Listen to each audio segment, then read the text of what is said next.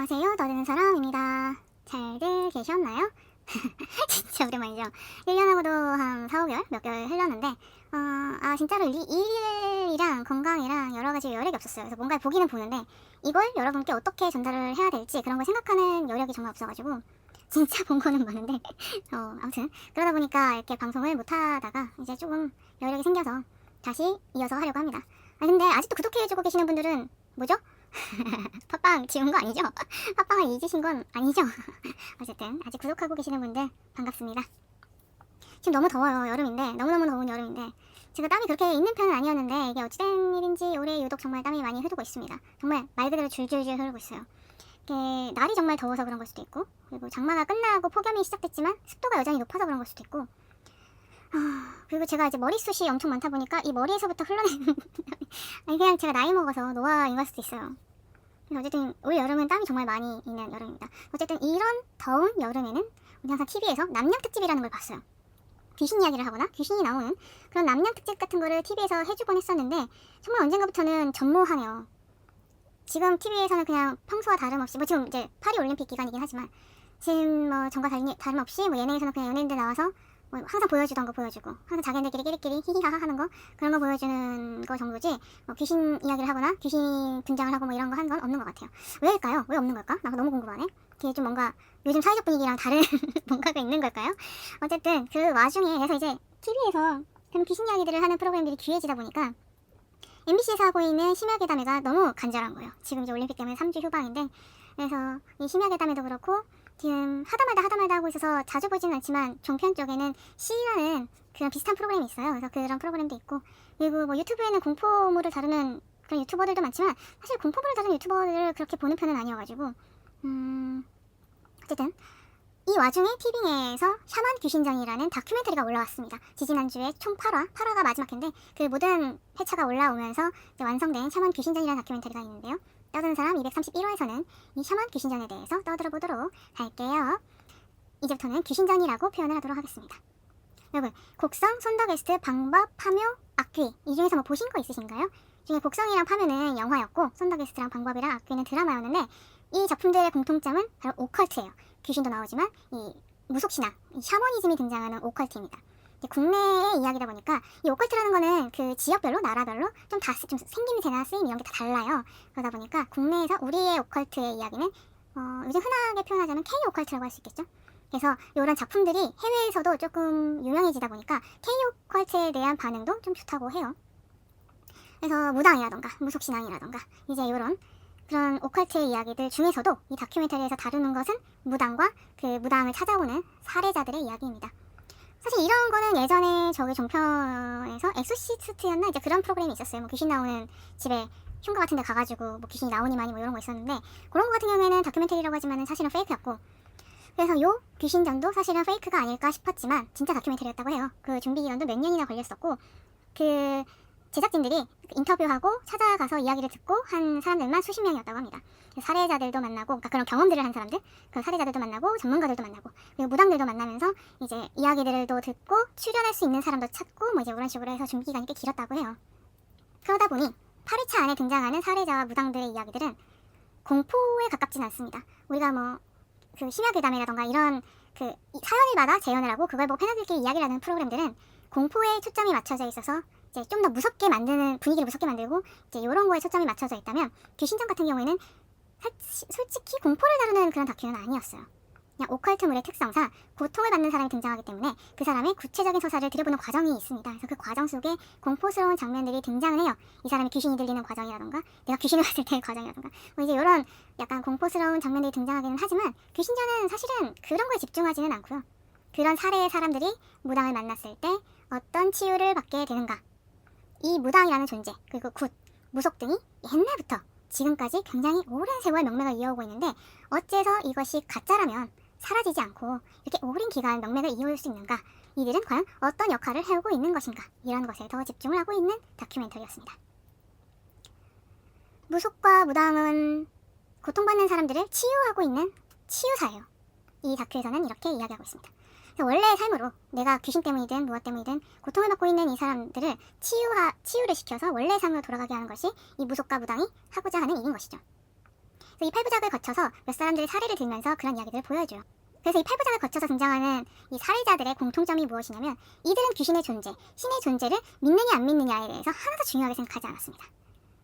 그러니까 이걸 통해, 이 무속을 통해, 이 무당을 통해 내가 이 고통에서 벗어날 수만 있다면 내가 그것을 믿느냐 안 믿느냐는 전혀 중요하지 않다. 나는 이 고통에서 벗어나고 싶을 뿐이다. 그러니 나를 좀 어떻게 해달라. 나를 살려달라. 그런 거죠.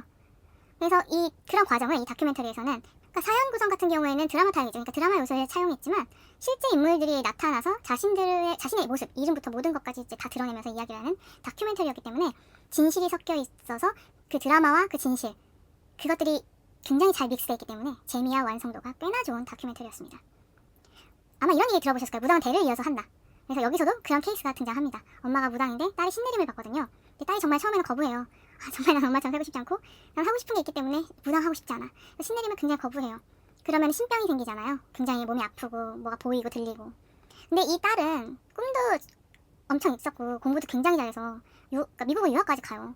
유학까지 가면 더 이상 날 따라오지 않겠지라고 생각했지만 유학까지 가서도 너무 괴롭게 힘들었던 거예요. 고통받는 그 삶을 끝내고 싶어서 더 이상 고통받는 것보단 차라리 신내림을 받는 게 낫겠다. 그래서 결국엔 신내림을 받게 되는데 그걸 또 무당인 엄마가 도와주게 됩니다. 둘 다 너무 괴로워해요. 신내림을 받는 그 내내.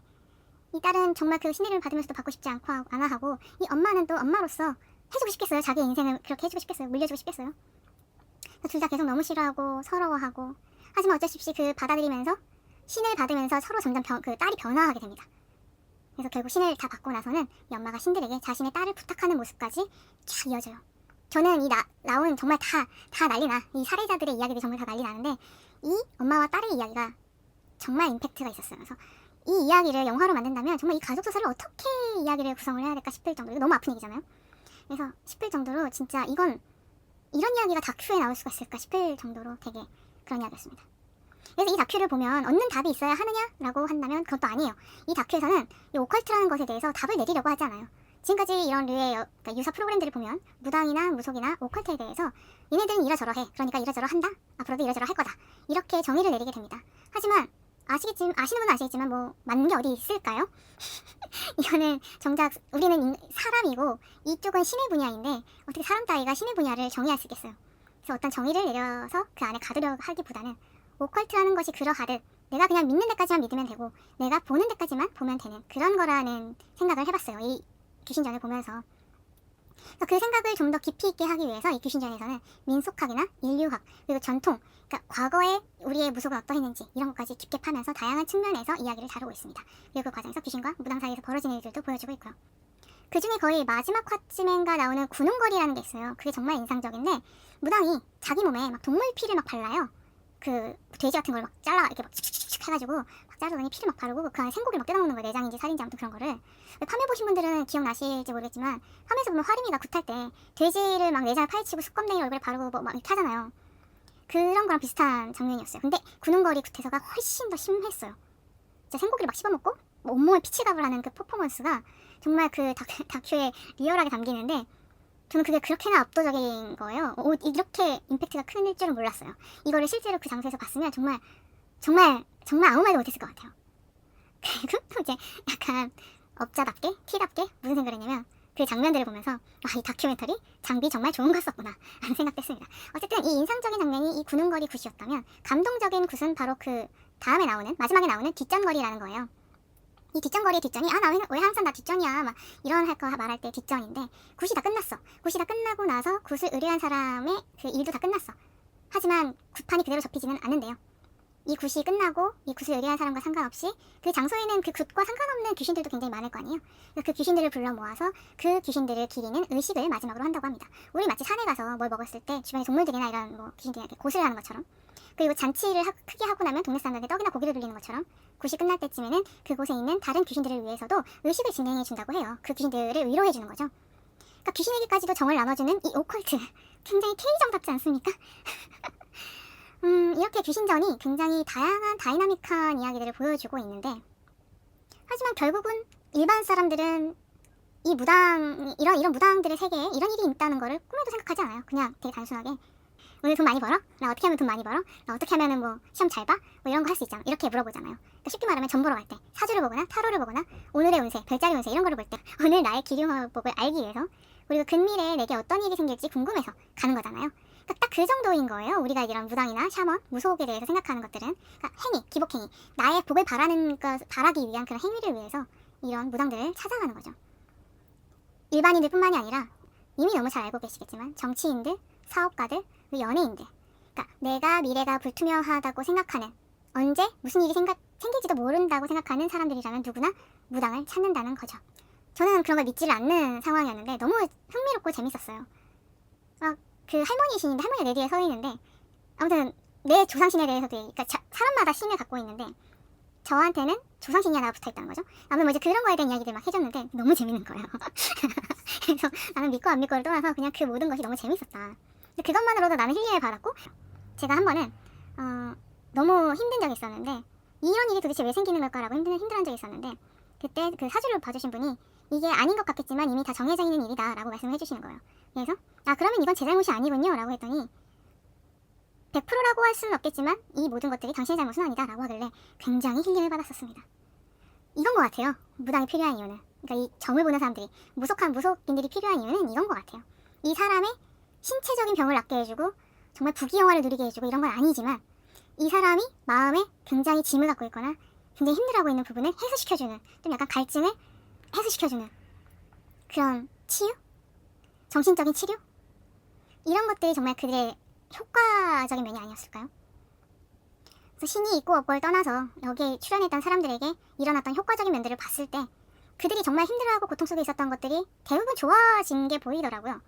그래서 전문가들 역시 그렇게 평가를 하고 있었어요. 한국의 샤머니즘에 대해서. 그러니까 여러 종교들이 있고 여러 종교들 속에서도 이런 류의 이제 힐이 있을 텐데, 어떤 종교보다도 인간적으로, 인간에 가깝게 정신치료를 해주는 그런 과정이지 않겠느냐라고 하더라고요. 근데 저는 그 말이 맞는 것 같습니다.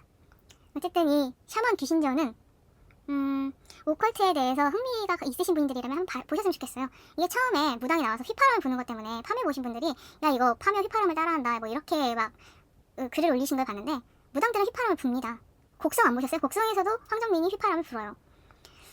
그리고 오히려 그 파묘랑 비교를 해보시고 싶으시면 화림의 그 굿하면서의 그 동작들과 이 귀신전에서 무당들이 하는 그 동작들을 한번 비교해보세요. 굉장히 흡사하거든요.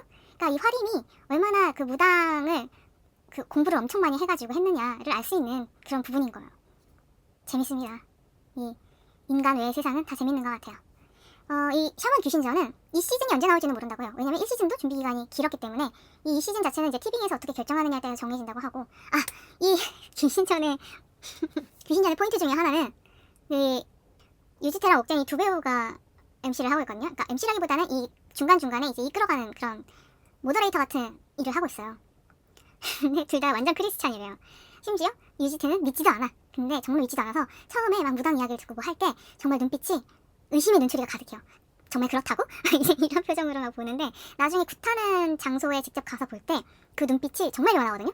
너무 깜짝 놀래고 정말 이게 이럴 일이 있을 수 있는 건가라는 그 표정이 바뀌어요. 이게 연기일 수도 있겠지만 어쨌든지 간에 그 변화를 보는 눈빛이 바뀌는 부분도 되게 재밌고, 옥재현 같은 경우에는 이 배우분은 실제로 궁금증이 굉장히 많은 사람인 것 같아요. 질문이 굉장히 많아. 나 같은 사람이. 나는 그래서 그 모더레이터가 사실은 그 두 배우가 등장을 하는 게 이게 좀 약간 양날의 검이긴 했지만 저는 괜찮았어요. 그래서 이 티빙을 보시는 분들 한번 샤먼 귀신전 한번 봐보시는 것도 괜찮을 것 같습니다. 그렇게 무섭지 않아요. 그렇게 무섭지 않은데 가끔 무서운 장면이 있을 수도 있으니 날 밝을 때 보세요. 해 떠 있을 때. 밤에 보지 마시고요. 그러면 이렇게 오랜만에 돌아온 떠드는 사람 231화 오컬트 티빙 샤먼 귀신전에 대해서 떠드는 거 마쳐보도록 할게요. 이제 뭐 OTT라던가 뭐 이런 데서 보고 싶었던 영화나 드라마 있으시면, 있는데 내가 아직 못 본다, 못 보겠다, 못 볼 상황이다, 뭐 예를 들어 지금처럼 무서운 건데 난 무서운 거 못 보지만 궁금하다, 대신 봐드리겠습니다. 그런 거 있으시면 이메일 saylove@gmail.com이나 팟빵 그리고 애플 팟캐스트 그리고 인스타그램에 떠든 삶 계정에 남겨주세요. 그리고 그 밖에 다른 모든 이야기들도 다 남겨주시면 좋겠습니다. 그러면 다음 232화에서 만날게요. 안녕.